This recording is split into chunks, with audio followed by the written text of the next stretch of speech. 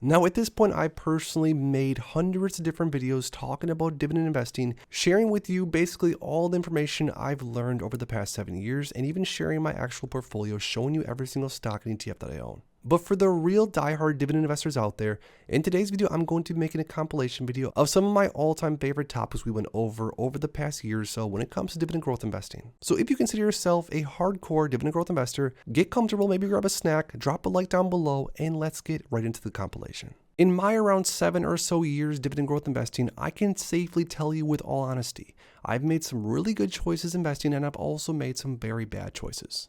And don't worry, for full transparency, I'm going to show you a few of each right here in my actual portfolio. So this is one of my dividend growth portfolios, currently valued at around $525,000. Now, a good decision I made a while back was buying 1,000 shares of Apple stock at $118 per share, which just with that one position, I'm up around $71,000 as of the filming of this video. But on the flip side, I also bought 1,000 shares of Verizon stock at an average cost of $54 per share, which I'm currently down around $17,000 on as of right now. Now, in this video, I'm going to explain to you one of the biggest lessons I learned throughout my dividend growth investing journey as of right now. And although it's simple, it might shock a lot of you. So if you're an aspiring dividend growth investor, or maybe you already are building a portfolio, make sure to stick around, drop a like down below, and let's get right into it. So one of the biggest things I see a lot of newer dividend growth investors doing, and this was definitely me, especially in the early days, a lot of dividend focused, income focused investors look for different stocks or ETFs that might be offering a larger than normal dividend yield. Take QYLD, for example, the global NASDAQ 100 covered call ETF. Now this was an ETF where back in the day it was all the hype, and if you guys have been dividend investing for a while, you know exactly what I'm talking about.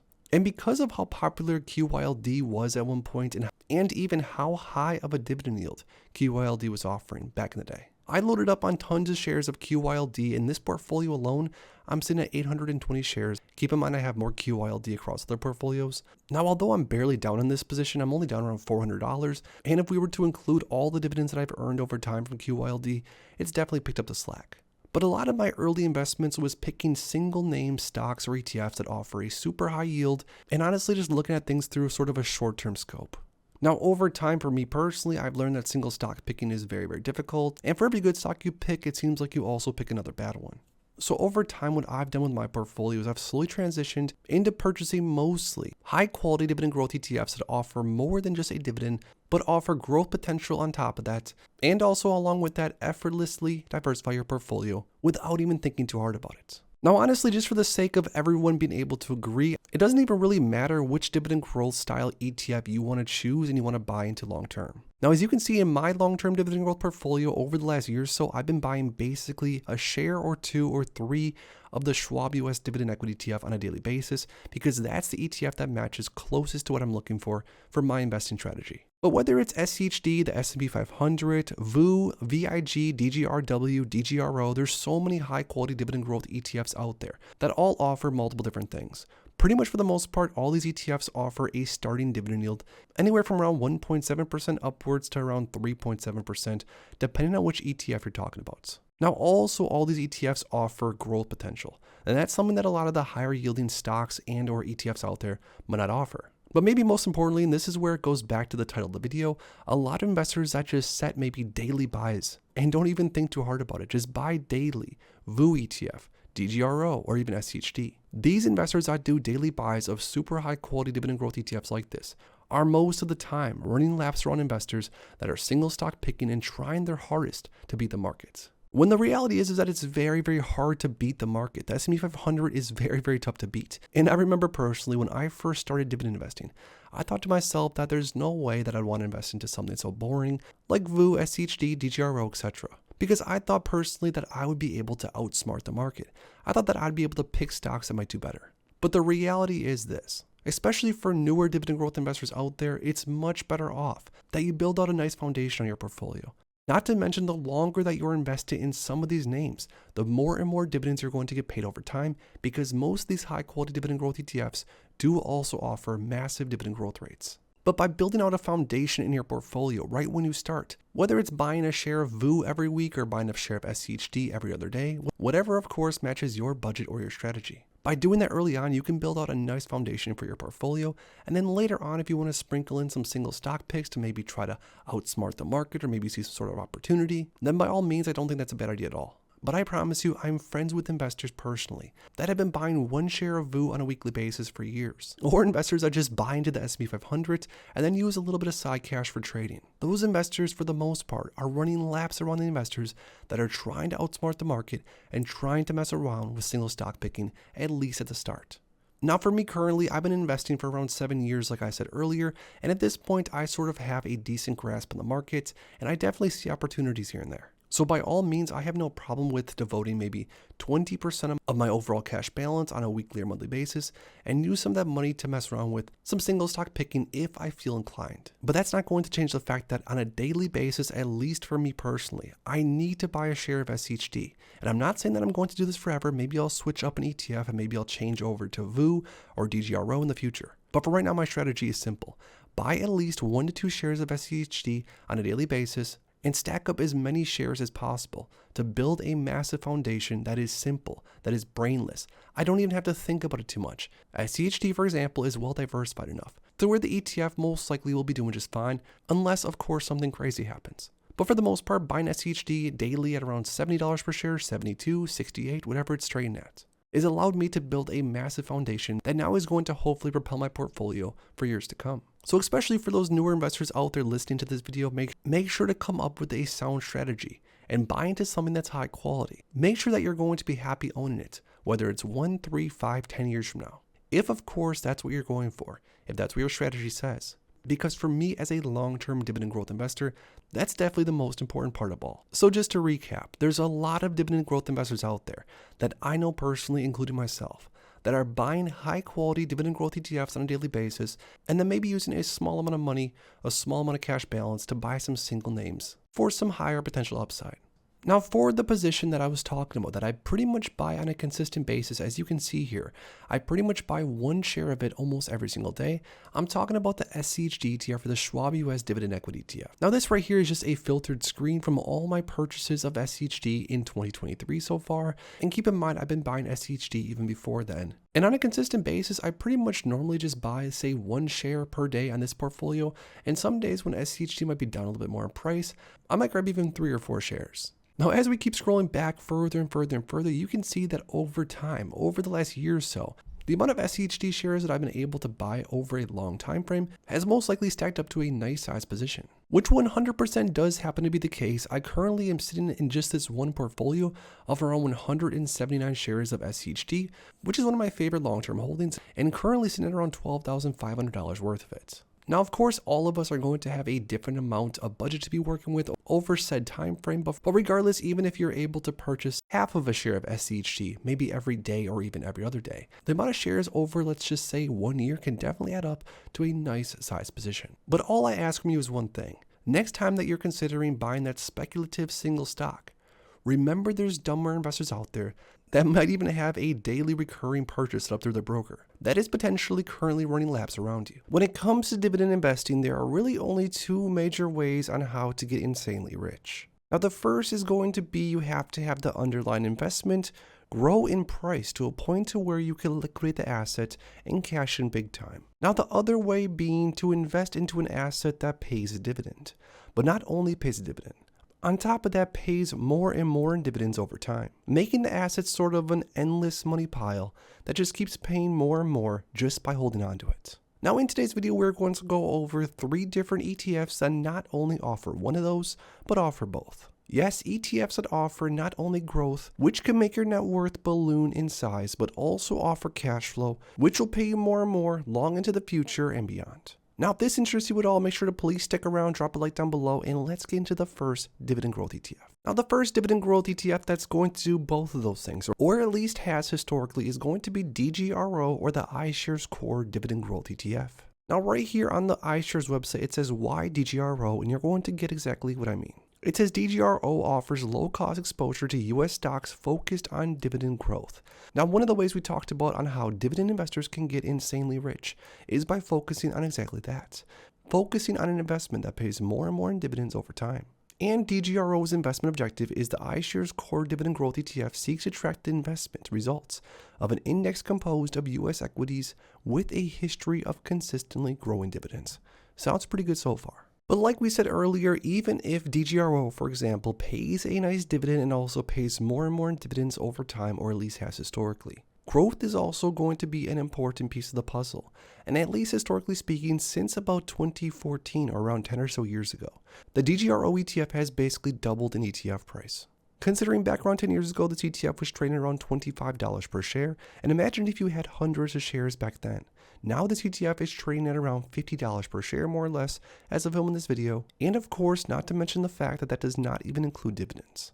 Now, some more facts about DGRO. The expense ratio is 0.08%, making it very, very cheap, although there are some other dividend growth ETFs across the market that do have a slightly cheaper expense ratio, but overall, still pretty cheap. Now, DGRO is currently trading towards the higher end of the 52-week range, but still for longer-term investors, as you can see, for the most part, DGRO has traded up and to the right and paid dividends all along the way. And now, when it comes to DGRO, the top 10 holdings are pretty bulletproof. Companies like Microsoft, Apple, JP Morgan, Johnson & Johnson, ExxonMobil, AbbVie, Chevron, Procter & Gamble, Broadcom, and Pfizer. All in all, over 430 different companies within this ETF.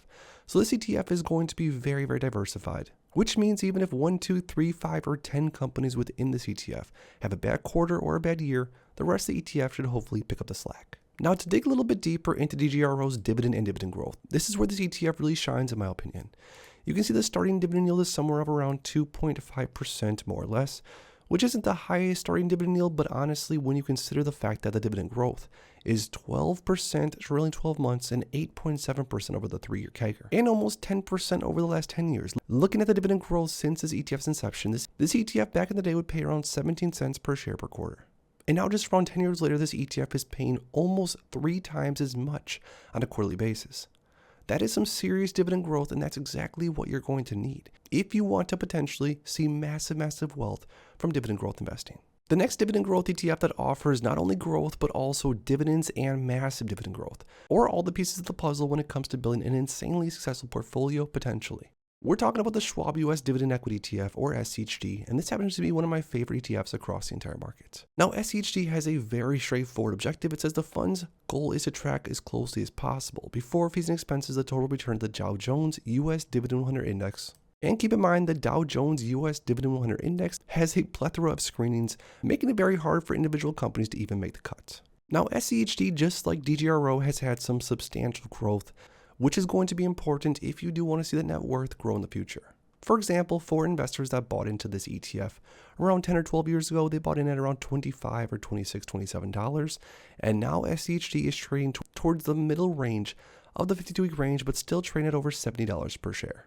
Now, without dividends, this ETF is up 175%, which once again, imagine you had 10, 100, 1,000 shares back in the day. That would be a substantial portfolio at this point. Now, SCHD's expense ratio is 0.06%, making this ETF a little bit cheaper to hold than DGRO. Now, like I sort of mentioned earlier, the index that SCHD tracks does have some pretty strict and rigorous screenings for individual stocks to make it inside. But some of the top stocks that made it in are Broadcom as of right now, Verizon, Amgen, Coca-Cola, Pepsi, Merck, AbbVie, the Home Depot, Texas Instruments, and UPS. All in all, around 100 different companies when it comes to SCHD, making it diversified but not quite as diversified if we were to compare it to DGRO. Now, this is definitely one of my favorite parts about SCHD, the dividend. The current trailing 12-month dividend yield is around 3.65%, which is pretty substantial considering the growth potential and the growth historically. But also on top of that, the dividend growth rate. The dividend growth rate on the trailing 12 months is at 5.7%, on the 3-year 11.4%, the 5-year 13.6%, and the 10-year 11.11%. So now looking at SCHD's dividends historically, every single dividend that was paid all the way back since the inception of this ETF, you can see that on a quarterly basis over time, SCHD has paid its shareholders more and more and more consistently year over year. And to give you an exact example, back in 2014, around 10 years ago, this ETF was paying anywhere from around 25 cents to maybe 28 cents on a quarterly basis, now paying upwards of 65 and even 70 cents, which is insane. The last dividend growth ETF that's not only going to potentially sustain dividend growth investors long term, but even potentially make them super, super rich, is the Wisdom Tree US Quality Dividend Growth Fund, or DGRW. Now here on the website it says why DGRW gain access to the current investment landscape of US large cap dividend growing companies by applying quality and growth screens.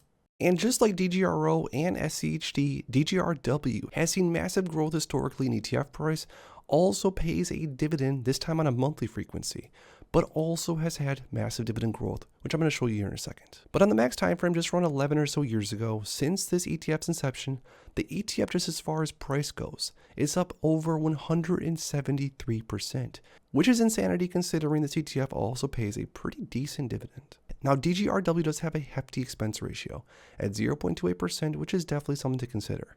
And also, DGRW is trading towards the upper end of the 52-week range, which means it might not be the best buying opportunity as of right now, but for long-term investors, you really couldn't pick a bad time in history. Now, looking a little bit deeper into DGRW's top 10 holdings, it's no secret on why this ETF has performed so well over time. Look at these top 10 holdings. We have things like Microsoft, Apple, Broadcom, Johnson & Johnson, Procter & Gamble, the Home Depot, Coca-Cola, Merck, Philip Morris, and Nvidia. All in all, 297 holdings, very diversified, and this ETF is what I would call as bulletproof as they pretty much get. Now, lastly, looking at DGRW's dividend, like I said earlier, it's not bad at all, considering the growth potential this ETF also has. The trailing 12-month dividend yield is around 1.8%, and the dividend growth on the 3 years, 8.3%, the 5-year is 7.15%, and the 10-year around 18%. So just like DGRO and just like SCHD, this ETF has grown in price substantially over time, has paid a dividend consistently, and on top of that has paid more and more in dividends over time, making this ETF, along with the others, potential ETFs that could in fact make long-term dividend growth investors extremely, insanely rich long-term. So there we have it. Those are 3 of the highest quality dividend growth ETFs across the entire market, if you ask me. Now, once again, the reason that I consider them that is because they all have grown substantially over time in ETF price, and also on top of that have paid cash flow and more cash flow as time goes on. But now I want to hear from you guys down below if you happen to agree with me that these 3 dividend growth ETFs are some of the highest quality that you can come by. Investing in the stock market has long been regarded as one of the most effective ways to grow wealth. And while the allure of picking individual stocks can be enticing for investors just starting off, new dividend growth investors often find themselves grappling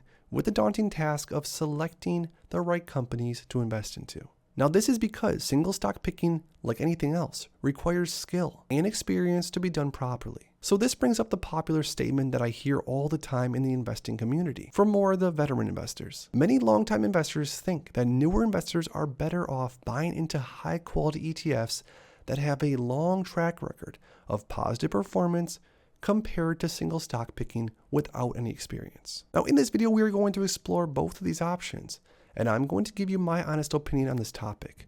Me being a dividend growth investor with around 7 or 8 years of experience so far, and well over 7 figures invested throughout the market. Now stay tuned because we're going to go through all this and more. But after you, please drop a like in this video and subscribe for more content like this. Now, for newer investors, buying into high quality ETFs can be better than single stock picking for a number of reasons. Reason number 1 being diversification. ETFs provide instant diversification by pulling together a basket of different companies from all sorts of sectors. Now, by investing into a single ETF, you can get exposure to a wide range of assets and stocks. And with doing so, you're reducing risk associated with individual stock picking. Diversification can help mitigate the impact of poor performance in a single stock on your overall portfolio.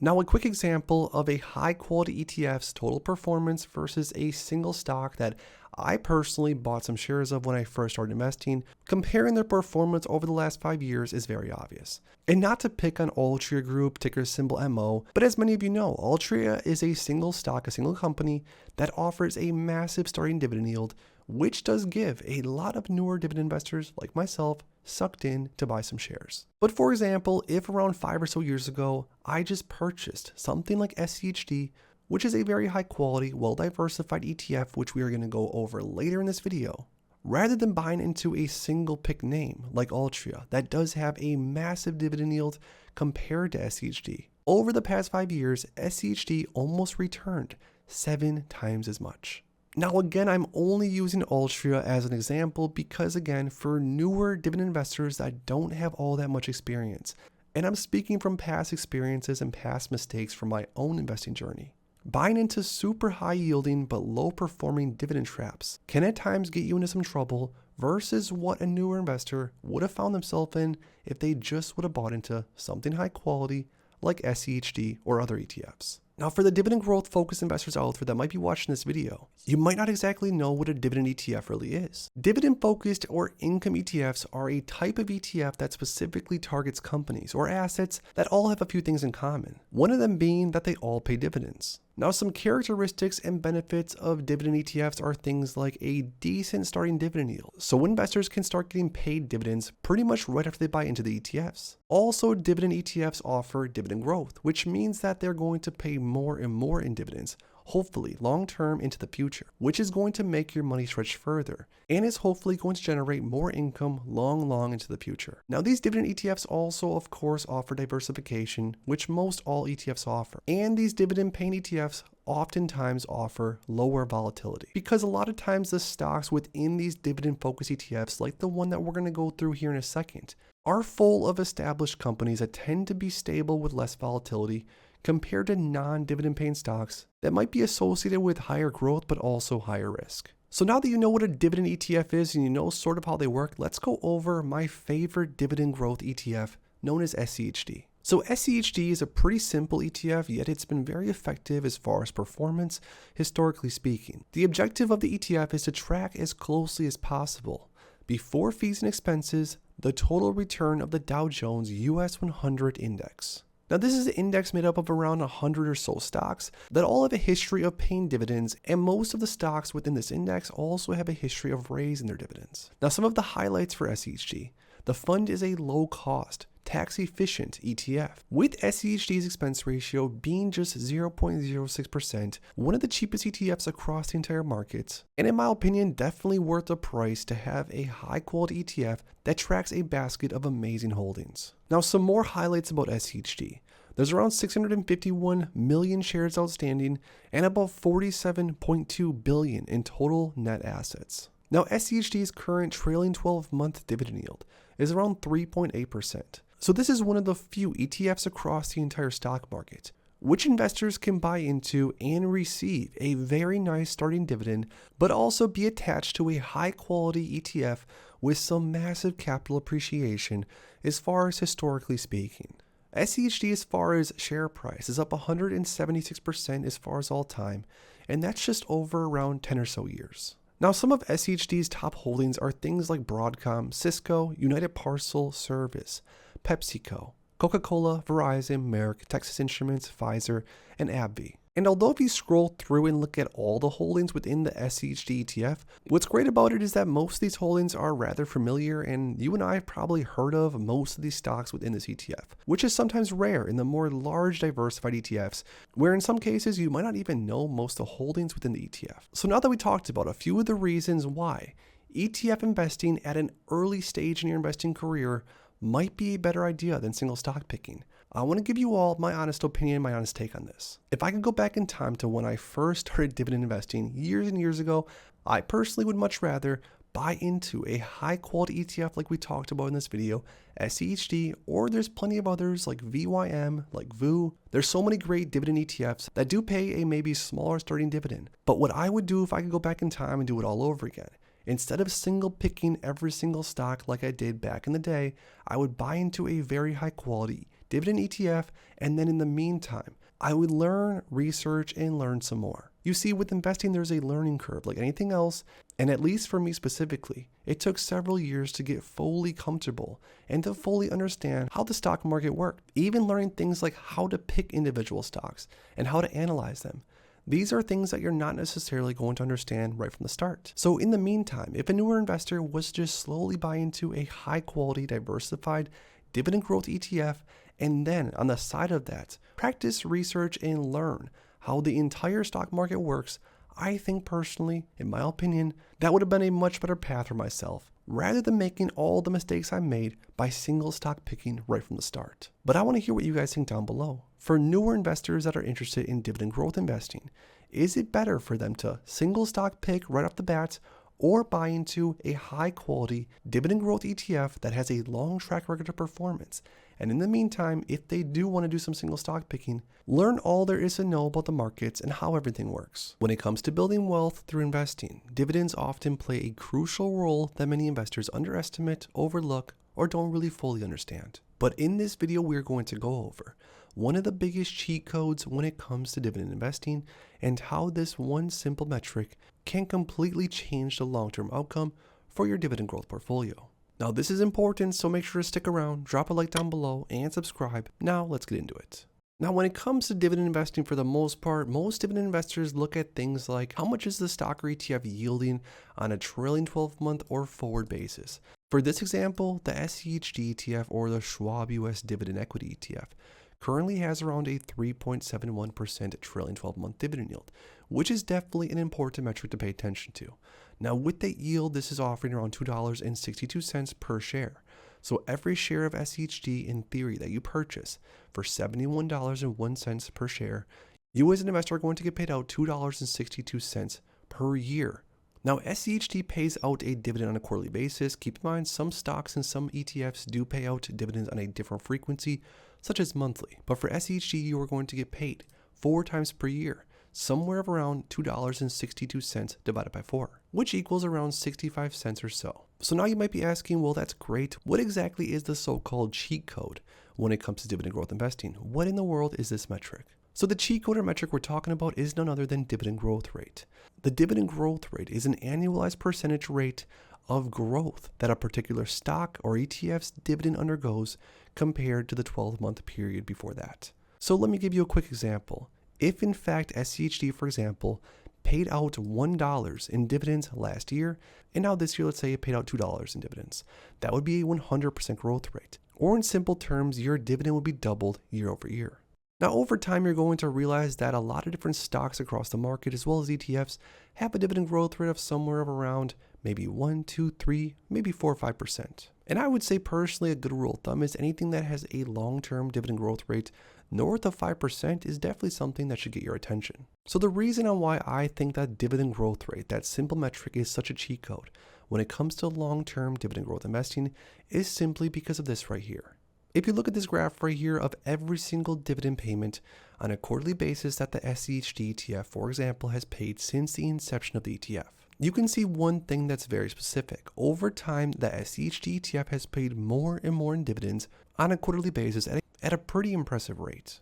Now, to give you a visual example of an ETF that does not have dividend growth, just to show you how it looks, the QYLD, the Global NASDAQ 100 Covered Call ETF, has been paying dividends on a monthly basis for quite some time. And here's every single monthly dividend that this ETF has paid since the inception of the fund. Now, if you go back in time in 2014, this fund was paying around 19 cents per month per share, 21, 26, and pretty much everything else in between. Now, around 10 or so years later, this ETF is paying around 16 cents per share, 17 cents, 18 cents per share.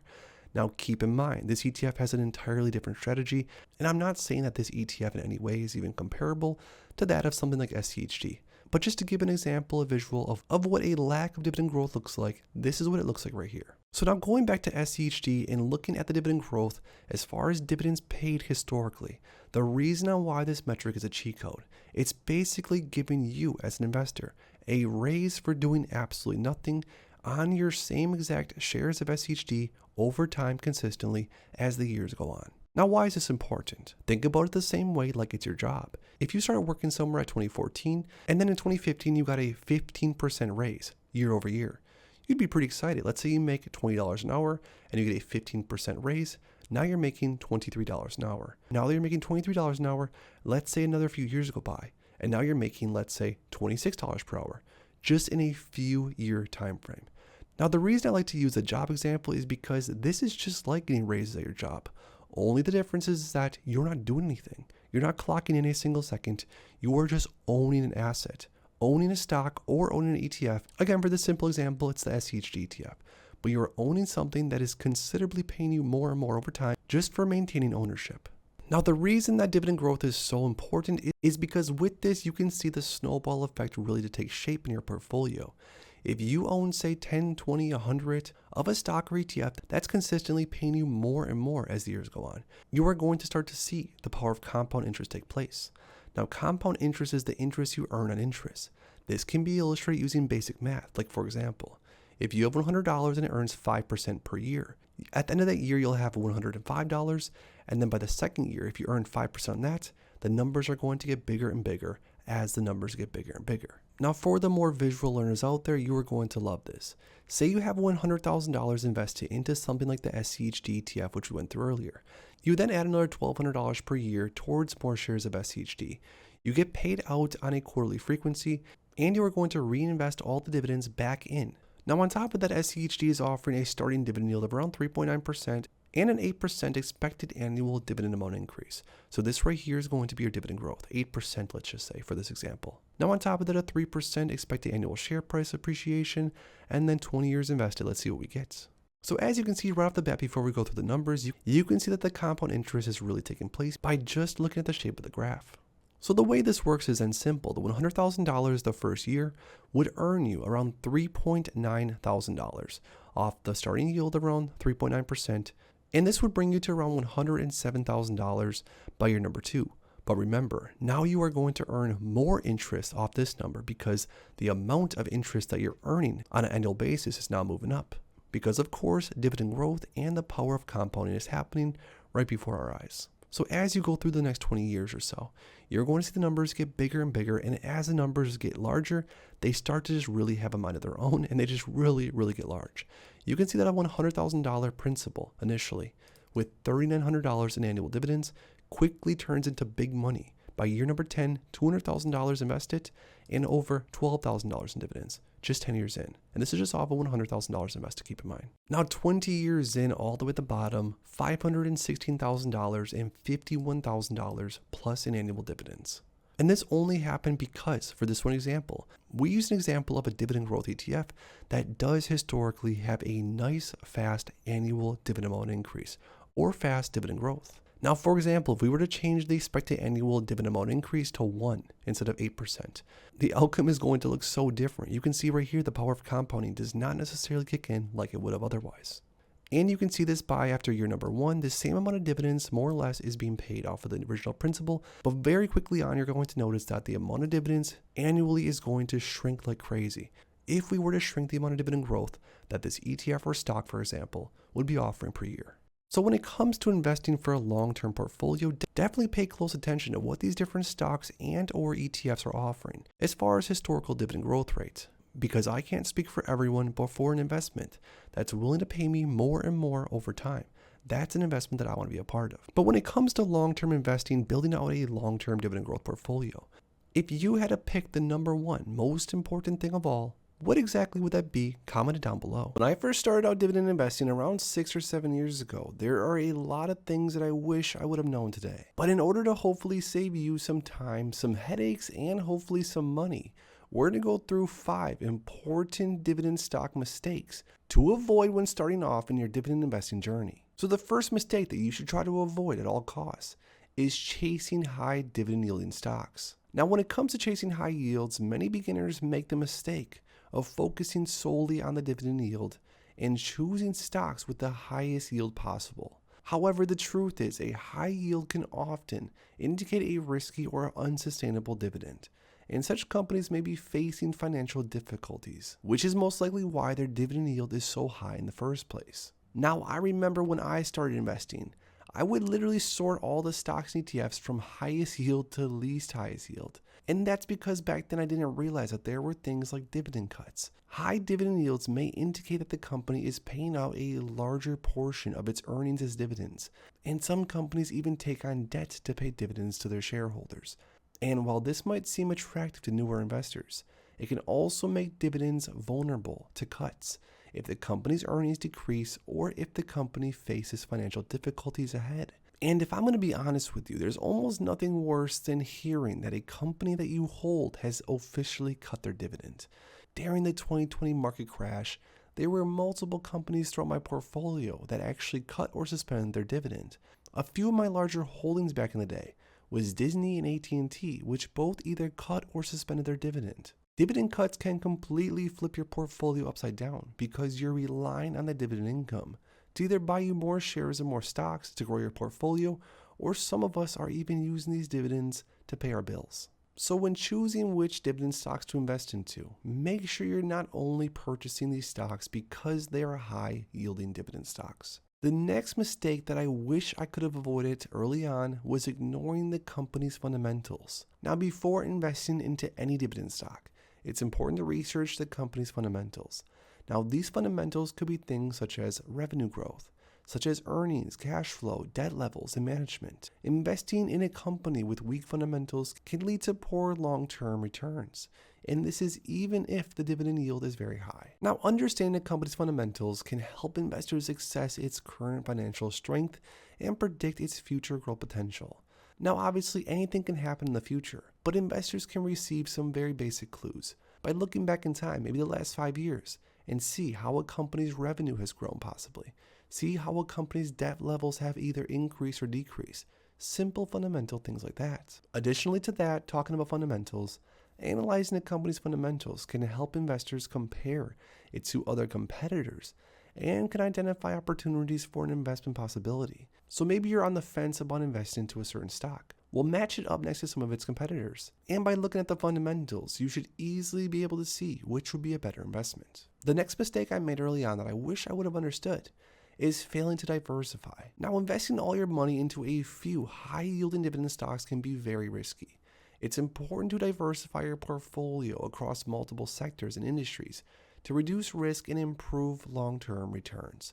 Now, when it comes to diversification, I wish I would have realized that there's really high-quality ETFs out there with very impressive long-term dividend growth and share price growth, something like SCHD. But instead of investing into something like that early on, I was just chasing high yielders and loading the boat on them. Things like AT&T and other riskier, higher yielding dividend stocks was what I had in my portfolio. So make sure early on that you're diversifying.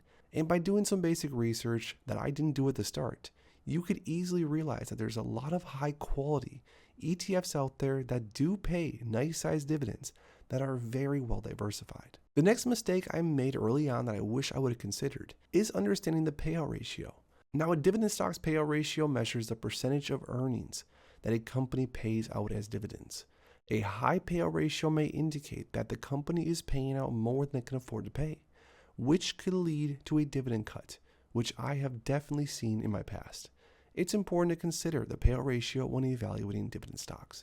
So it's important to note that also different stocks, different industries are going to have a different payout ratio that's considered safe. Something like a REIT is going to have a different payout ratio that's considered safe compared to something like a consumer brand. Payout ratio is definitely one simple metric to pay attention to and to consider when building your dividend stock portfolio. Now, the last mistake I made when I started dividend investing is focusing solely on past performance.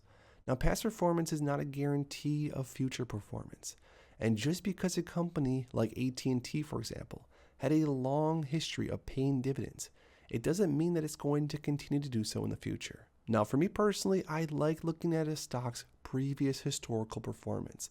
I think that's definitely an important metric, but it's 100% a good idea to not base the future performance off the prior performance. You have to really take everything with a grain of salt and realize things like just because a company has been paying a dividend for a long time, it doesn't mean that it's necessarily going to continue to do so. You need to look at everything encompassed and make sure to limit the mistakes you make when starting out. Now, all in all, when it comes to the journey of investing, especially dividend investing, the amount of experience and knowledge that you're going to retain is going to take time, and that's perfectly okay. But understanding things like dividend, stock selection, market trends lays some of the groundwork, and honestly, in my opinion, I think that the more research you do, even the more books you read, overall, the more education you have within your brain before you start putting your hard-earned money, possibly in harm's way, is a crucial decision that you're going to have to make. But all in all, the first most crucial lesson when it comes to dividend investing is to be open to continuous learning. And this is because markets evolve, economies fluctuate, companies adapt, and things are going to keep on changing as the years go on. Now, with this, patience is another vital trait. Early setbacks and mistakes are going to be inevitable, especially until you have the groundwork laid. But persisting through some of these earlier challenges and staying patient amid market swings are integral parts of the learning curve. And even though missteps and mistakes can be painful, they're going to provide insights for you later on. And considering dividend investing is going to be a lifelong journey for some of you at least it is for me, it's perfectly fine to come off the rails as long as you know how to get back on. Overtime experiences are going to solidify your investment philosophy. Consistency in applying your strategy is going to also build confidence. And regular dividends or long-term growth become affirmations of your approach. Now let me know down below in the comments if you personally are what we would consider a newer dividend investor.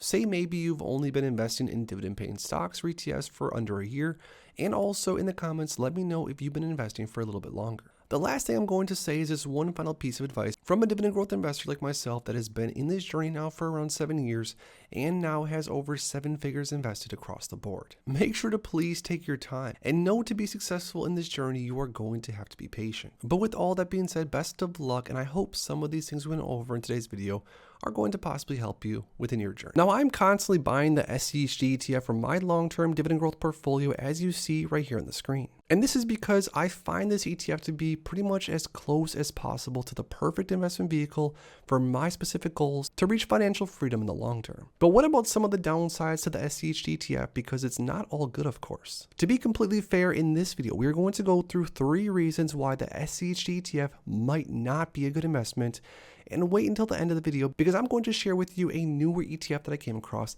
that might have all that SCHD has to offer and even more. So drop a like down below, subscribe, and let's get into the first reason on why the SCHD ETF might not be the best investment vehicle. So for those of you that might not be aware, which I'm sure a lot of you probably are, the SCHD ETF is the Schwab US Dividend Equity ETF, which tracks as closely as possible the Dow Jones US Dividend 100 Index. Now throughout my channel, I have plenty of videos on why I love this ETF, so make sure to go check those out if you haven't already. But once again, we're going to be going over 3 reasons on why this ETF might not be the best investment. Which brings us into reason number 1. This ETF tracks the total return of the Dow Jones US Dividend 100 Index. Which brings us into maybe my least favorite thing about this ETF, and it's the fact that the Dow Jones US Dividend 100 Index has a very specific methodology which allows different stocks to either enter or exit into the index, which is of course how the SCHD ETFs gets all their holdings. Now if I was to play devil's advocate against SCHD, I would say that I'm not really that big of a fan of some of the top holdings, honestly.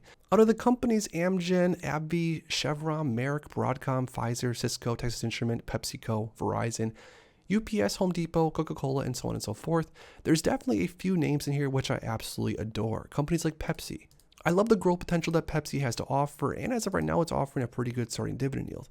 Companies like Chevron, I'm also a fan of. But companies like Verizon, I am personally a fan of. I do own a ton of Verizon in my personal portfolio, but honestly, Verizon doesn't have all that much growth potential from here. It does offer a nice sized dividend, but that's pretty much it. So if I was to be completely critical when it comes to the Schwab US Dividend Equity ETF, I would say that the top holdings of this ETF are not necessarily my all-time favorites, although it is hard because with the methodology and the strategy that the SCHD ETF has and the underlying index, for the most part, a lot of these holdings actually do cross off exactly what I'm looking for when it comes to building out a long-term portfolio.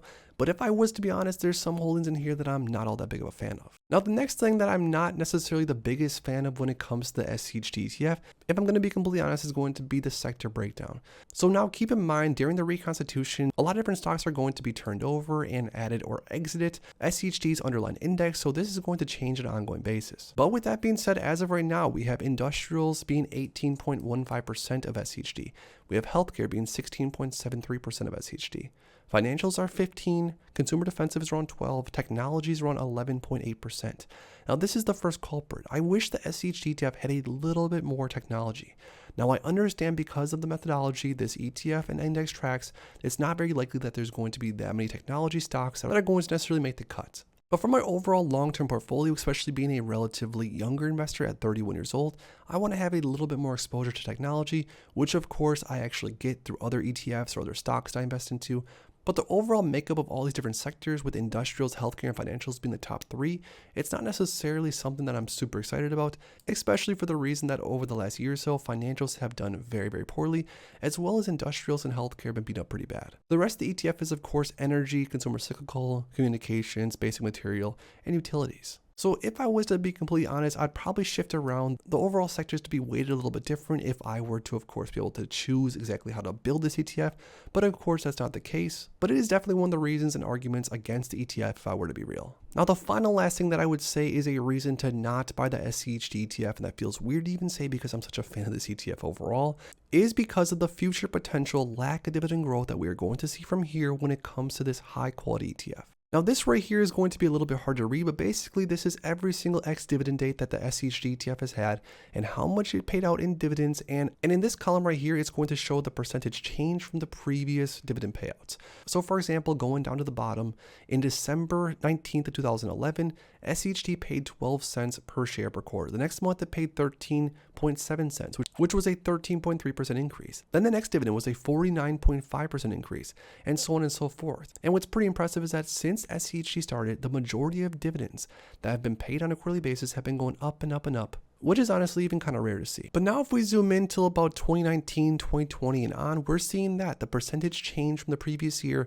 For example, the March 2020 dividend was 25% higher than the 2019 March dividend, and so on and so forth. And just as of recently in June, a few dividends ago, we did see a decrease for the first time year over year, which was kind of shocking and definitely got my full attention because I do own a lot of SCHD and I definitely want this ETF to pay me more and more in the future, like it's basically done every single quarter in the past. Now with the minus 5.6% dividend that was paid back in June 2020 paid around 70 cents per share, and then the most recent June paid 66 cents per share. So that definitely got a lot of SCHD investors wondering, is the dividend growth streak year over year finally coming to its match? And is the actual future of SCHD's dividends not going to be necessarily higher from here? And look at every single SCHD dividend that was paid out since the inception of the ETF. It has been pretty impressive on how the dividend growth rate has been so high for so long. And although I do have faith that the dividends are going to continue to be higher and higher, it is something that's concerning a little bit just because there was a recent decrease, and it's something that definitely concerns me when it comes to this ETF. So for those of you that are still watching the video, first of all, thank you. Second off, I promised I was going to show you a new ETF that I came across as of recently, which is DGRW, the Wisdom Tree US Quality Dividend Growth Fund ETF. Now, DGRW is very, very similar to SCHD in multiple different ways. It has grown very significantly, say, over the last 10 or 12 years. Unfortunately, it does have a higher expense ratio of 0.28%, but it does pay a dividend on a monthly basis, which is also helpful for investors that are looking to maybe live off the dividend in the future or just want more cash flow on a consistent basis. Now, the main reason on why I like DGRW quite a bit is because it has a lot of characteristics similar to that of SCHD, but also the holding breakdowns is very different. For example, technology is the #1 sector at 30.47%, which I love. Once again, as a relatively younger investor with a long time ahead of me, I want to have more growth potential. But of course, dividends are great also. Then consumer defensive is 15.91, industrials is next, healthcare is next, financials is next, and so on and so forth. But the real star of the show is the top 10 holdings of DGRW. These are some of my favorite companies across the entire stock market. We have a massive, massive weighted position of Microsoft, then Apple, two of my favorite stocks, two of my favorite companies. We then have Broadcom, Johnson & Johnson, Procter & Gamble, the Home Depot, Merrick, Cisco, Philip Morris, Coca-Cola, and over 290 different holdings, making it more diversified than SCHD. And the top 10 holdings, in my opinion, absolutely crush SCHD. So with that being said, I think I'll probably start adding some more DGRW to my portfolio, maybe in tandem with SCHD, but because of the sector breakdown and because of the DGRW methodology, I think this ETF could be a good contender for an investor that loves growth, but also loves dividends and loves some of the best companies in the world. So there we have it. There's an ETF to definitely look into if you already own or maybe want to own the SCHD ETF. But on top of that, those are 3 reasons on maybe why it's not a good idea to buy SCHD. Now, I've made so many videos on my channel talking about why it's a great idea to buy SCHD, so don't get me wrong. I just wanted to make this video to be critical and to play the other side and to play devil's advocate for a change. But with all that being said, I want to hear everyone's honest opinion down below. For a long-term dividend growth investor, what is the #1 best dividend growth ETF that you could buy? Put the ticker symbol in the comments down below. And stocks or ETFs daily has been a huge part of my success in dividend growth investing. Now, this is because regardless of what the market is doing on a daily basis, consistent buys over a long time frame add up to substantial positions, and this is even if you were to be doing something like fractional daily purchases. Now, in this video, I'm going to share with you and show you an ETF that I've been buying almost every single day for years now. And then I'm of course going to share with you the position that this has created in my long-term portfolio. And of course show you the power of consistent buys over a long time frame with a powerful dividend growth ETF. Now, if this kind of thing interests you, make sure to please drop a like down below and subscribe for more future content like this. Now, before we go into the exact position that I'm talking about that I've been purchasing daily over years now, just a quick little bit of background on me. I am a 7-figure dividend growth investor that's been investing in the stock market for around 7 or so years. This right here, for example, is one of my dividend growth portfolios that's currently valued at just under $500,000, and it's made up of around 60 different positions. Now, I do have different portfolios and different brokerages to stay under the insurance cap, but I tend to invest into stocks or ETFs that have a decent starting dividend yield and dividend growth included. Now, for the position that I was talking about that I pretty much buy on a consistent basis, as you can see here, I pretty much buy one share of it almost every single day. I'm talking about the SCHD ETF for the Schwab US Dividend Equity ETF. Now, this right here is just a filtered screen from all my purchases of SCHD in 2023 so far. And keep in mind, I've been buying SCHD even before then. And on a consistent basis, I pretty much normally just buy, say, one share per day on this portfolio. And some days when SCHD might be down a little bit more in price, I might grab even 3 or 4 shares. Now, as we keep scrolling back further and further and further, you can see that over time, over the last year or so, the amount of SCHD shares that I've been able to buy over a long time frame has most likely stacked up to a nice size position, which 100% does happen to be the case. I currently am sitting in just this one portfolio of around 179 shares of SCHD, which is one of my favorite long-term holdings, and we'll go over why here in a second, and currently sitting at around $12,500 worth of it. Now, of course, all of us are going to have a different amount of budget to be working with over said time frame, but regardless, even if you're able to purchase half of a share of SCHD, maybe every day or even every other day, the amount of shares over, let's just say, 1 year can definitely add up to a nice size position. Now, I know what you're probably wondering next. Well, why do I choose SCHD to be the ETF that I buy on a daily basis throughout my portfolios? Now, the reason being is that I'm currently a 31-year-old dividend growth investor, and although I do want an investment vehicle that's going to have growth potential long term, I also want something that's going to pay a nice dividend off the bat, to use the instant cash flow from dividends to either reinvest, and maybe even in the next few years here to use the money on bills or maybe just life expenses or maybe even some fun stuff. But that being said, as far as all the different stocks and ETFs across the market, there's lots of different ways to get to the same place, but the SCHD ETF or the Schwab US Dividend Equity ETF seems to cross off exactly what I'm looking for. It's an ETF that's pretty well diversified, has a good strategic way of picking its holdings in the underlying index, has had great growth potential as far as ETF price, at least over the last 10-12 years, has a very cheap expense ratio of just 0.06%, and like I said a second ago, also has a nice starting dividend yield. But if I'm going to be completely honest with you all, one of the main reasons on why I choose to buy the SCHD ETF every single day for the most part, and use this as sort of my foundational long-term holding throughout my stock market portfolio, is because of the SCHD dividend growth rate. Now, without even going into the specific numbers, you can see that the SCHD ETF has paid more and more in dividends over the last 12 or so years, some years being more than less, but either way, things have moved up into the right quite substantially. Now, what this means is that every single day that I'm buying shares of SCHD, for example, SCHD as of right now is basically paying a set amount of dividends on a quarterly basis, but over time, these shares that I'm buying today, the shares that I bought 2 months ago, 3 months ago, these shares are most likely going to pay me more and more in the future, which is of course going to help me in multiple different ways, but especially against things like inflation and just other life expenses that are probably going to keep going up. Now, like I said a second ago, there's many other stocks and ETFs that you can find that also have things like growth potential, a nice starting dividend yield, and even dividend growth. And for me personally, over time, I probably will diversify and even start buying some other ETFs on a consistent daily basis. But for right now, I'm pretty set on trying to get to my goal of around, say, 1,000 shares of SCHD across all my portfolios, and I'm not going to stop until I get there. Now, the last thing I wanted to share with you all when it comes to daily purchases over a long time frame is to go plug some things into the dividend calculator and see how the power of compounding can really take place over a longer time frame. Now, I definitely recommend all of you guys to go on Google and type in dividend calculator and type in some different numbers that might make sense for you personally. When I started messing around with dividend calculators a while back, it was really fun because I could sort of forecast and see what my future could look like just with a few clicks of the mouse. But just for a real quick example and to show you the power of compounding very, very simply, if we took $10,000 and invested into SCHD, which is currently yielding around 3.7%, has an annual dividend amount increase of around 8% per year, a 3-year annual share price amount increase, $1,000 adding on top of that. So if you were to buy $1,000 more of SCHD over time, that's not really buying all that many shares throughout the weeks and months, but it still is going to add up to a consistent amount over time, as you are going to see here in a second. If we were to type this all in and look at it over a 30-year invested period, let's see what we get.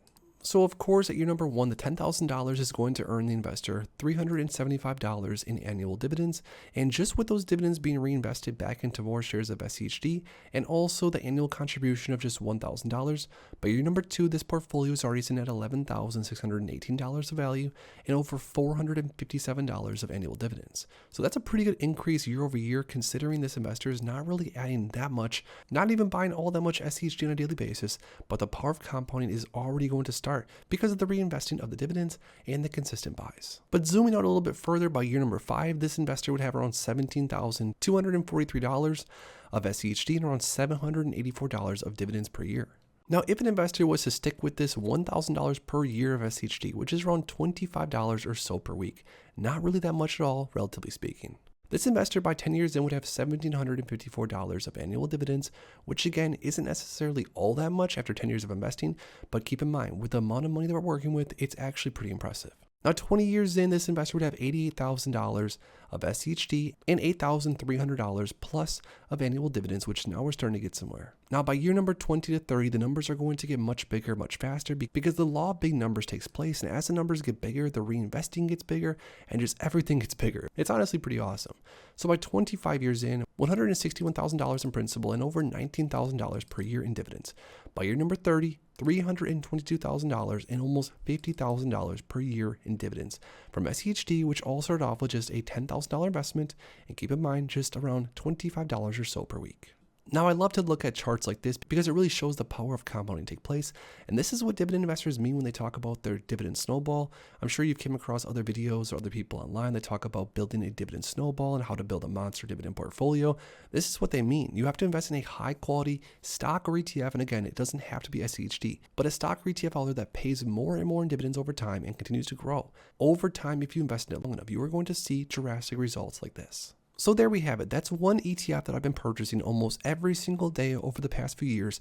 And I've been able to build a position that now pays me hundreds and hundreds of dollars per year in dividends just from those easy, simple daily purchases. Now, like I said earlier, I get it that not everyone has enough money necessarily in cash balance to be able to purchase an entire share of X, Y, or Z stock or ETF on a consistent basis. But even with brokers offering things like fractional share purchases, there's lots of different ways that investors can still get to where they want to go, even without the most money in the world. But now I want to hear from you guys down below if or if not, you will also personally take part in a daily purchase of a stock or ETF. And of course, comment down below, let us know which stock or ETF it is. Monthly paying dividend stocks and of course ETFs are popular for several compelling reasons. First of all, they offer investors a predictable income stream, making them particularly attractive for income-oriented investors, especially for those that are maybe closer to retirement and want to use some of the monthly income to cover some bills. But on top of that, a monthly paying dividend ETF also helps investors with cash flow management and allows them to have more and more cash available on a consistent basis to reinvest and to buy more different stocks or ETFs across the market. Now in this video, we are going to be going through what I think are the 7 best monthly paying dividend ETFs across the entire stock market. And what's going to be cool about this video is we are going to go through some options that are much more on the conservative side, the much more slow and steady pace, but we're also going to cover a few higher yielding monthly paying ETFs that offer a massive amount of cash flow from day one. Now, if you consider yourself a dividend or income focused investor, definitely stick around because I promise you're going to find value in this video. The first monthly paying dividend ETF that's one of my favorites and a massive portion of my personal long-term portfolio is the Amplify Enhanced Dividend Income ETF, known as ticker symbol DIVO. Now right here on their website it says why invest in DIVO. DIVO is comprised of high quality dividend oriented stocks along with covered calls on individual stocks. Now I'm personally a huge fan of DIVO for multiple different reasons, but one of the main reasons is DIVO has a really high quality basket of top 10 holdings within the ETF. The top 10 holdings for DIVO are things like United Health Group, Chevron, Microsoft, Procter & Gamble, Visa, Apple, JP Morgan, McDonald's, Goldman Sachs, and Walmart. All super high quality blue chip stocks that I do not mind whatsoever having in my long-term portfolio. Now on top of that, because DIVO does utilize a covered call strategy by writing call options on individual names within the portfolio, the starting forward dividend yield is pretty high. It's around 5% when it comes to DIVO, and of course DIVO pays a dividend every single month. Now this is sort of rare considering the different names that are within the DIVO portfolio are more or less more growth oriented, so getting around a 5% dividend yield while having exposure to some of the names that we went over a second ago is definitely something I like. Now lastly, DIVO's dividend history shows that the dividends have been paid consistently on a monthly basis for many years now, and the monthly dividend is somewhere around 14 or 15 cents on average, which is going to change on a monthly basis just because of the underlying strategy. The next top monthly paying dividend stock, another one of my favorites and another more so conservative option, is DGRW, or the Wisdom Tree US Quality Dividend Growth Fund. Now DGRW seeks to track the investment results of dividend paying large cap companies with growth characteristics in the US equity markets. Now just like DIVO, the top 10 holdings in DGRW are very, very high quality and and names that you and I would definitely most likely want to have exposure to. The top holding be Microsoft at 9%. Then we have Apple, Broadcom, Johnson & Johnson, Procter & Gamble, Home Depot, Cisco, Merck, Coca-Cola, and Walmart. Now, because DGRW does have a lot more of these growth names and it does not use a cover call strategy, the growth potential for this ETF is definitely there, considering the ETF is up around 156%, and that's just over the last 10 or 11 years. But with that, you are going to get a little bit smaller of a dividend yield, around a 2% dividend yield, which again, investors that buy into DGRW most likely are not necessarily buying into this ETF for the monthly paid dividend, although of course it is nice to have that there. Now, looking at DGRW's past dividend history, it has paid dividends on time over the past, say, 10 or so years, and on top of that has had some decent dividend growth, which basically means that the ETF has paid more consistently over the long term to the shareholders, which is of course a bonus. The monthly paying dividend ETF number 3 is going to be QYLD, or the NASDAQ 100 Cover Call ETF. Now, this ETF is in my personal long-term portfolio, and it has been for years. I haven't added any more for a while, because I do find that there's some better options out there now, but this is definitely a decent one to look into. Now, it says on the website reasons to consider QYLD: high income potential. QYLD, or QYLD, seeks to generate income through cover call writing strategies, which historically produces higher yield in periods of volatility. And also, of course, it does distribute money every single month, which it has since I've held it years ago. Now, QYLD is going to give us a much higher starting dividend yield than any of the ETFs we went through so far, but that's of course going to come with a cost. Covered call ETFs, just like QYLD, a lot of times, not all the time, but a lot of times do have decay in an overall ETF price, and this is because the covered call writing strategy. But with that, you are going to be getting around a 12% trailing 12-month dividend yield. And although if you look at all the dividends that QYLD has paid since inception, some of them have been much higher than what we've seen recently, the dividends have been pretty consistent, and I'm not really complaining. The next monthly paying dividend ETF is going to be the JP Morgan Equity Premium Income ETF, or JEPI. Now, it says seeking consistent premium income with lower volatility, JP Morgan Equity Premium Income ETF seeks to deliver monthly distributable income and equity market exposure with less volatility. So JEPI, just like most of the other cover call funds, buys a basket of stocks and then sells cover calls in the basket. Now, some of the biggest holdings in JEPI as of right now are things like Progressive, Adobe, Microsoft, Amazon, MasterCard, United Health Group, Intuit, CME Group, AbbVie, and Visa. A really good high quality group of names for the most part, but also keep in mind it is going to have that cover call overlay. Now, even though JEPI does pay a massive yield, it hasn't decayed as bad as we've seen QYLD decay, although JEPI has not been around as long. Now, as far as JEPI's dividend goes, we're looking at around a 9.84% trailing 12-month dividend yield, which is pretty good, although if you look at JEPI's historical dividend payouts, they were much bigger a few years back. We're talking in the 60 cent per share per month range, and now just as of recently, we're talking in the mid-30s. The next high-quality monthly paying dividend ETF is going to be JEPQ, or the JP Morgan Nasdaq Equity Premium Income ETF. Now, JEPQ is one of my favorites because it does have a lot of the same attributes that JEPI has, which I like the strategy. But the portfolio is made up of much different stocks, considering over 8% of the net assets are in Apple, then a ton of it is in Microsoft, then we have Google, Amazon, Nvidia, and Meta. Now, because of these top holdings, even with the cover call strategy, this ETF has been off to the races, up around 14% year to date, and that's not even including the massive dividend. And speaking of massive dividend, with JEPQ, we're looking at around a 12% trailing 12-month dividend yield. And although similar to JEPI, JEPQ also did used to pay a little bit higher dividend, but things like volatility and the way the market is trading is of course going to change the amount that these covered call ETFs are going to pay on an ongoing basis. So with what we've been working with as of recently, once again as a shareholder of JEPQ, I'm not really complaining. The next monthly paying dividend ETF is going to be SVOL, or the Simplified Volatility Premium ETF. Now, SVOL seeks to provide investment results before fees and expenses that correspond approximately 1/5 and 3/10 the inverse of the performance of the VIX Short Futures Index. So this ETF shorts the VIX and makes a ton of income by doing so. Looking at SVOL's trailing 12-month dividend yield, we're almost at 18%. And if you look at the dividend history, the dividends have been pretty consistent on a monthly basis, around 32 cents or so over the last year. But just as of recently, they have dipped down to around 30 cents per share. So that's of course sort of worrisome, but we'll see during this next month, because volatility has been so crazy, if SVOL's dividend moves back up. Now, the last and final dividend ETF that does offer a massive yield is of course none other than TSLY, or the YieldMax Tesla Option Income Strategy ETF. Now, this ETF, I'm sure as a lot of you guys know, references the Tesla stock and uses a synthetic cover call strategy. And by doing so, TSLY has been able to generate some massive dividends on a monthly basis so far. We're talking anywhere from over $1 on a monthly basis, $1.06, which was distributed back in July, to just as of recently around 57 cents per share. So there we have it. Those are 7 different monthly paying dividend ETFs that are definitely all without a doubt worth looking into. And for me specifically, I actually hold every single one of these ETFs throughout my portfolios.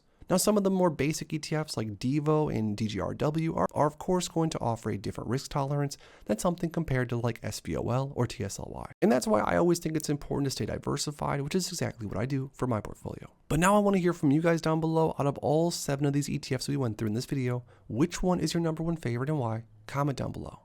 If you enjoyed this video, make sure to please drop a like on it and subscribe for more future content like this. Thanks as always for stopping by, and if you are interested in investing, make sure to check out these recent videos I posted right here. The QYLD ETF at one time was all the hype in the dividend/income investing community. This is because early on it seemed to promise steady, consistent returns from its sort of conservative covered call strategy, with also distributing massive dividends to cash-hungry investors like myself on a monthly basis. But over time, as the future would show, QYLD might not have been exactly all it was cracked up to be. Now in this video, we are going to do a deep dive into QYLD, explain how the ETF works, the good and the bad, and why I decided to invest so much into this ETF years ago. But before we dig into all this, make sure to please drop a quick like on this video and subscribe for more future content like this. So first off, heading over to the Global X website, looking at QYLD and all the information overview. It says reasons to consider QYLD. QYLD seeks to generate income through covered call writing strategy, which historically produces higher yields in periods of volatility. Now this is definitely true, and this is why I utilize covered calls across my dividend growth portfolio.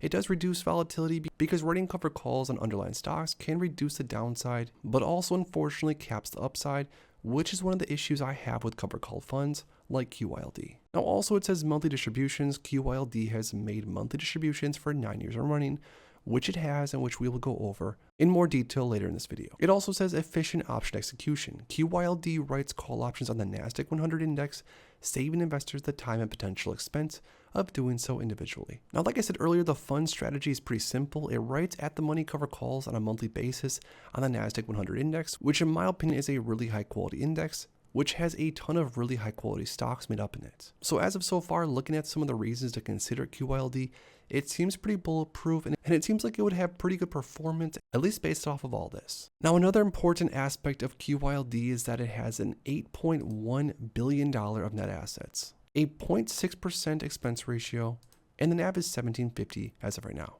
So just to rip the band-aid right off, going over some of the bad of QYLD, and one of the reasons, like I said a minute ago, on why I sort of dislike a lot of these covered call ETFs, although I do still own many of them.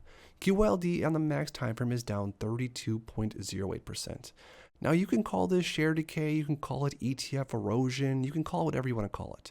But the reality is that investors that bought into QYLD back in 2014 and paid around $25.50 per share would now in theory be sitting at a minus 32% return. Again, this is just share price. This is not dividends included, of course, which we will go through here in a second, and I'll show you all the details on that. But regardless, the point remains. With covered call funds, the upside is going to be capped, but the downside is not necessarily going to be capped. Now, what I mean by that, whether it's you or I or Global X selling a covered call, if the underlying was to rocket up in share price, let's say all these different holdings in here, things like Apple, Microsoft, Amazon, etc., everything that's made up in the NASDAQ 100, if they were to move up in price very, very fast, the covered call aspect of this fund is going to have a capped upside potential. But if during a certain time frame, the NASDAQ 100 moves down quickly, which historically there's been periods where this has definitely happened, the covered call ETF is going to have some downside protection because of the premium, of course, but still, depending on how far it goes down, it's most likely going to lose some value. Now, for me personally, this is the main reason on why I don't like or dislike these covered call ETFs, is because of that exact mechanism. But even with the ETF price erosion that some of these covered call or most of these covered call ETFs have, it doesn't mean that maybe the dividends won't make up for it. Which brings us into the dividend for QYLD, which the trailing 12-month dividend yield is actually pretty decent at 11.6%, the trailing 12-month payout at $2.03 per share. Now, looking at every single dividend that QYLD has paid historically, over time, the dividends have been all over the place. Some months being as low as 10 cents per share per month, and then some months being as high as over 20 cents, 25 cents per share per month. but as of recently over the last year or so, they've been pretty consistent at around 16 to 18 cents, which once again isn't all that bad. It gives us around a 10 to 12% yield.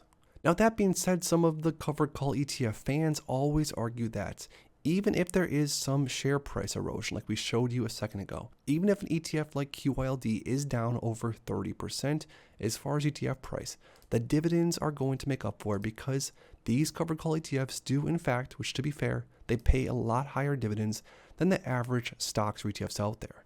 So the idea is that even if the ETF price loses some value, the dividends are going to make up for it and then some, which should give an investor hopefully a total return, which makes it much worthwhile to invest into.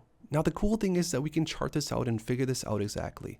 So using the metric total return, which is the ETF share price return plus dividends included, so basically all this ETF has either returned or lost will be shown right here. So year to date, this ETF has actually performed very, very well, which I'm definitely thrilled about because I currently own around 2,000 shares, more or less, of QYLD, but I'll talk more about that a little bit later. This ETF has done really well year to date, up almost 19%, which is great. On the last year time frame, up almost 19% as well. But on the 3-year time frame, this ETF has definitely seen some of its weakness, up 14.32%. Which of course, if an investor was to have just bought into the QQQ, even without the massive dividends, they would be up 37, almost 38%, where QYLD, even though it pays out the nice shiny monthly payments on a monthly basis, it's only up around 14%. Now on the last 5-year time frame, it's sort of more the same. The Qs are up 115% almost, where QYLD is up 24%.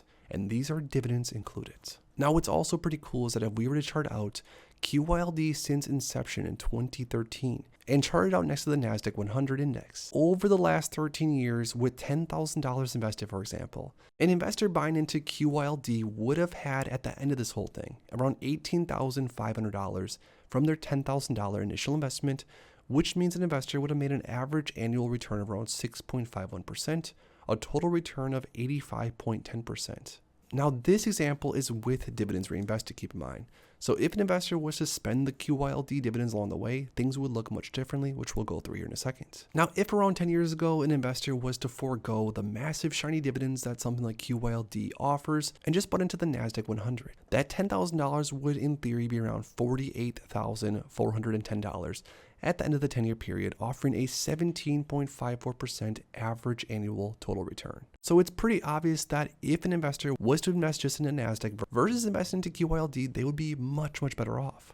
And to be honest, it's not even close. We're talking like 3 times more money when it's all said and done. Now, if an investor was to not reinvest the dividends in QYLD, they'd be left with around $15,500, and with the Qs around $46,000. So either way, no matter how you want to look at it, an investor buying into QYLD and holding on to it since inception with just $10,000 invested would have made some money, but not necessarily all that much. And to be honest, this is sort of the more dark side about some of these covered call ETFs. They promise investors with things like high income potential, nice monthly distributions because who doesn't love getting paid out on a monthly basis, and also efficient option execution, which can, of course, in theory, help against downside or even volatility. But as we see, going through the actual numbers, charting out QYLD, and seeing the actual performance since inception, it's not necessarily the case. Now, I know you're probably wondering, well, I said earlier that I personally bought around 2,000 shares of QYLD a few years back, and I currently am down in the red on my trade. But with all the dividends that have been paid out over time, I'm probably pretty close to break even. Now, that being said, I'm not necessarily willing to sell off my QYLD as of right now because I do think that this ETF does have some potential. At least it has done pretty well over the last year time frame. But just like any other stock or ETF, to be fair, it's going to matter on how the overall market or the underlying index that it tracks is going to perform over the next year or so, and that's really either going to make or break this ETF. But that being said, moving forward, I personally would never invest another dollar into QYLD. And although at times it's been tempting where it's down a lot in price and maybe I'm thinking to myself, it's time to average down and grab some more shares of QYLD, but I just don't think that it's worth it at this time. Not to mention, I also think that there's better other covered call style ETFs out there. Something like JEPQ that has an underline that has more growth potential and still offers a nice juicy dividend yield. But when it comes to QYLD or other covered call ETFs for that matter, is this a type of investment that finds itself in your portfolio? And if so, which is your favorite covered call ETF of all of them? Comment down below. How much do you really need invested to truly live completely off of dividends? This is a question that many have wondered, and for good reason. I've grown a portfolio that's now worth over 7 figures, and the portfolio's dividends pay for all of my living expenses and more. And if you stay tuned until the end of this video, I'm going to actually give you a look at one of my largest dividend portfolios, and you can see exactly what's inside of it. Dividend investing, when done correctly, can completely replace all the income needed to cover all of your living expenses and more, and with way less money than you might have thought. But in this video, we are going to talk about if dividend investing is even worth it, how much money you would need to invest in order to completely live off the dividends, and maybe the cheapest method a dividend investor could use to completely live off of dividends. Now, this is all right after you please drop a like in this video and subscribe for more content like this in the future. So first off, let's go over some basics. Dividend investing is a strategy that involves buying stocks that pay regular dividends to their shareholders. Now, dividend payments are made by a company to its shareholder out of its profits or reserves. Dividends are typically paid quarterly, annually, or monthly, and the amount paid per share is determined on the company's board of directors. Now you might be asking yourself, why do companies even pay dividends? This seems too good to be true. Companies pay dividends to reward their shareholders and attract new investors. Dividends are also a way for companies to signal their financial stability and profitability. Companies that pay consistent and increasing dividends are often viewed as reliable and well-managed companies, which most likely would draw in a larger crowd of investors to potentially invest into that company. So it's a win-win for the company and for the shareholders. Now that you know what a dividend is, you might be asking, well, how do you invest in dividend stocks? Investors can invest into dividend stocks individually by buying single name stocks, or of course can invest into ETFs that buy a basket of dividend paying stocks. When selecting dividend stocks or ETFs, investors should consider many factors, such as the company's financial health, the dividend history, and the dividend yield, just to name a few.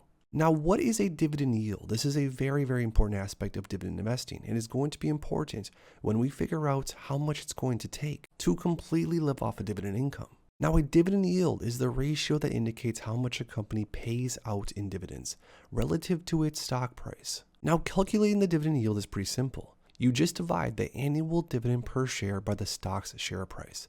So for some simple math, for example, let's say a stock that's $100 per share pays $5 per year in dividend payouts to the shareholders.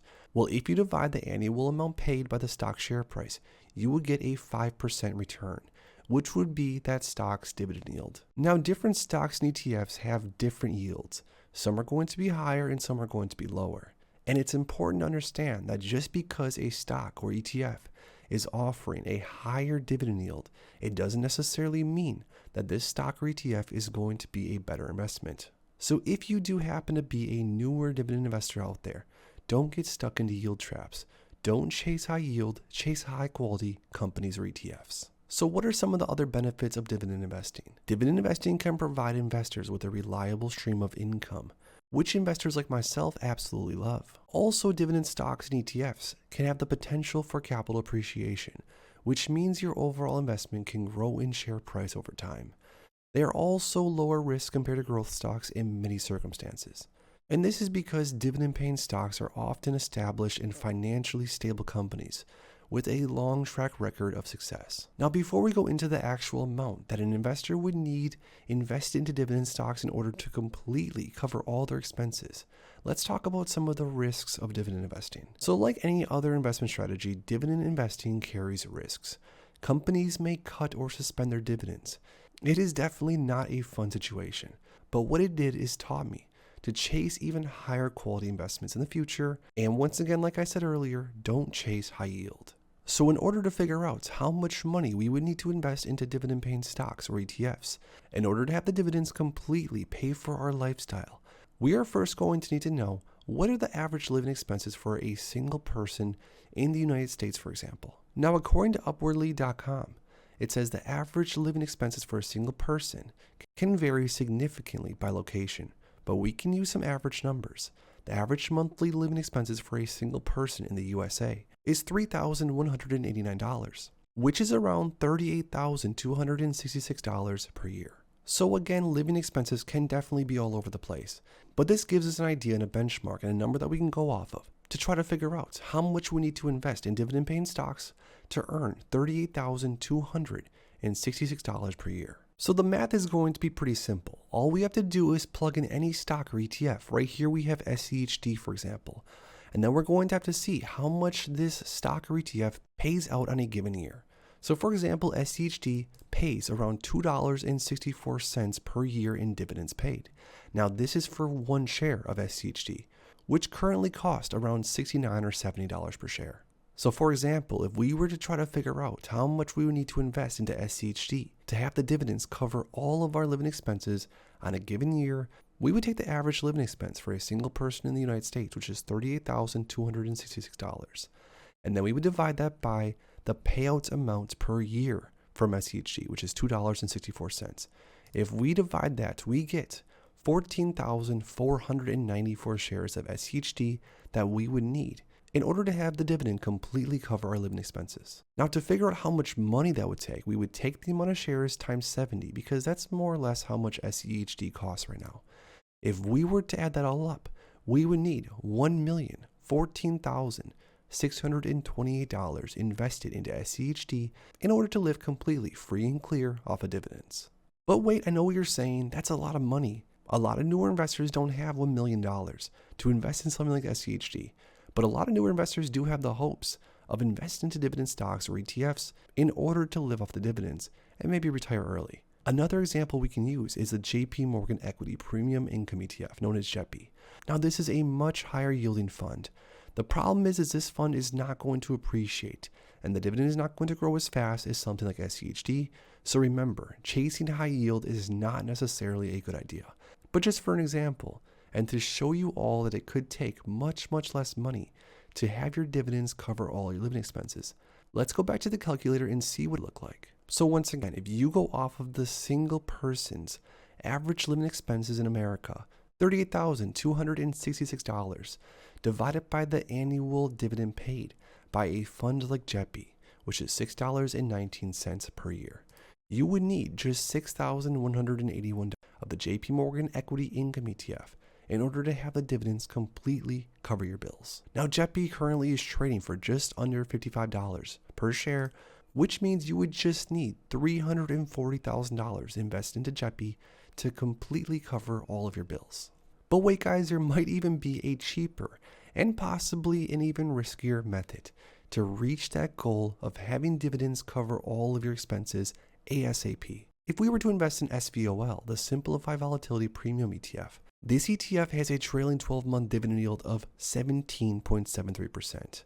Now, once again, this is just in theory. I'm not saying that this is a better option or a better idea than investing into something like SCHD or a higher quality fund with a longer track record of performance. But just for argument's sake, let's see how much it would take investing into SVOL to live off the dividends completely.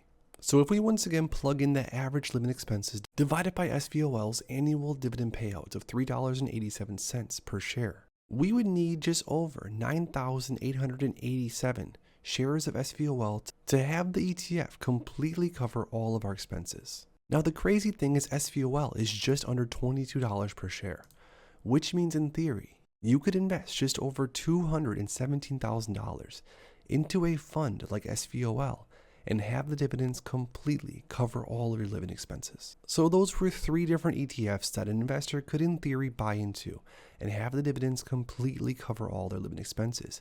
And as you can see, the amount that you would need to invest really depends on the investment vehicle an investor would choose. But for an investor like myself, as you can see right here, this is one of my largest dividend stock portfolios. I have over 25 different names in here of different stocks and ETFs. And some of my largest positions are things like Apple stock. I have 1,000 shares of Apple and over 640 shares of Realty Income right here. I also have very diversified ETFs like Devo. I have single stocks with a long history of paying and increasing their dividends, like 1,000 shares of Verizon.